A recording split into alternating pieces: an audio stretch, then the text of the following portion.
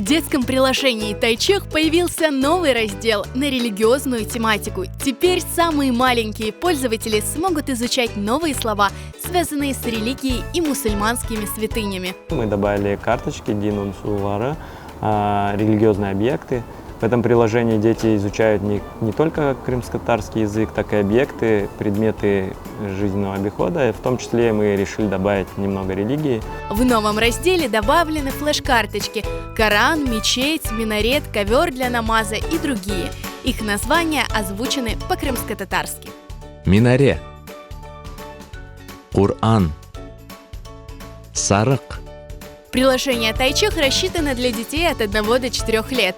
Тайчех помогает малышу в изучении первых слов, знакомит с окружающим миром. С этим приложением дети говорят свои первые слова. Здесь есть тематические категории – цвета, цифры, животные, музыкальные инструменты и другие. На сегодняшний день в Google Play используют больше 5000 активных пользователей. Мы заметили, что приложением пользуются и взрослые.